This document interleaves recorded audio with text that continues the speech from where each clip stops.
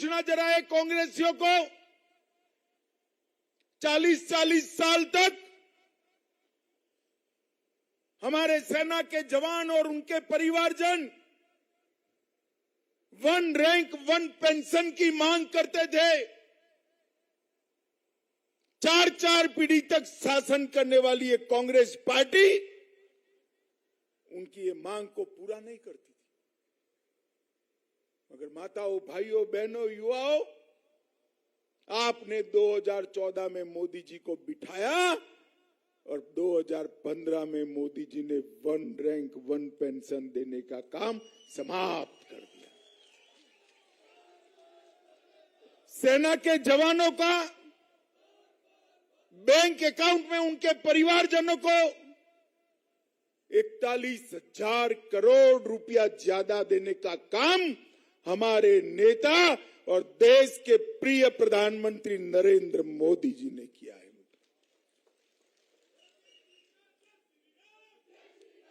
ये पूरे देश में सब लोग कहते हैं, कहीं पर भी पूछो मोदी जी कहां से आते हैं तो कहते हैं गुजरात से आते हैं, और गुजरात में जाकर पूछो मोदी जी कहां से आते हैं तो वो कहते हैं वो हिमाचल से आते हैं।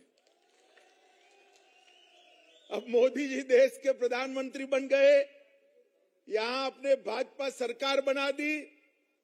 ये माताएं बहनें बैठी है, मैं उनको पूछना चाहता हूं, भांजा नैनीहाल जाए और मां परोसने वाली हो तो कोई कमी रह जाए क्या? बताओ आप, रह जाए क्या? तो हिमाचल के विकास के लिए ये 5 साल में डबल इंजन सरकार ने मोदी और जयराम ठाकुर के नेतृत्व में कोई कमी नहीं छोड़ी। IIT हो, एम्स हो, मेडिकल कॉलेज बढ़ाना हो, MBBS की सीटों में वृद्धि करनी हो, रोड, रास्ते, बिजली के कारखाने बनाने हो, हर क्षेत्र के अंदर विकास के मुद्दे पर ये दोनों सरकारों ने मिलकर हिमाचल में विकास का नया इतिहास लिखा है। अब इस बार मैंने बारीकी से कांग्रेस का पूरा चुनाव कैंपेन देखा है। 2 ही बात करते हैं, एक तो हिमाचल में एक बार कांग्रेस आती है, एक बार भाजपा आती है, इसके अलावा इनके पास कोई एजेंडा नहीं है। अरे भाई, वो जमाना गया। मणिपुर में दूसरी बार भाजपा आई, असम में दूसरी बार भाजपा आई, उत्तर प्रदेश में दूसरी बार भाजपा आई, गुजरात में 6ठी बार भाजपा आएगी, हमारे उत्तराखंड पड़ोसी राज्य में भी दूसरी बार भाजपा आई, और यहां पर भी बार बार भाजपा आने वाली है। अब वो गारंटी बांटते फिरते हैं, 10 गारंटी लेकर घूम रहे हैं। भाई, गारंटी की तो इसकी वैल्यू है जिसकी कोई इज्जत और आबरू हो। आपकी गारंटी को कौन मानेगा?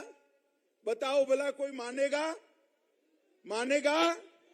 जिन लोगों ने 10 साल के अंदर 12 लाख करोड़ के घपले, घोटाले, भ्रष्टाचार किया, उनकी गारंटी को ये हिमाचल की चतुर सुजान जनता मानेगी क्या?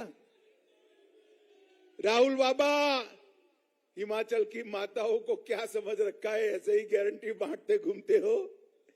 ये गारंटी से नहीं मानते हिमाचल वाले, कंक्रीट काम मांगते हैं। धारा 370 हटनी चाहिए थी क्या नहीं हटनी चाहिए थी?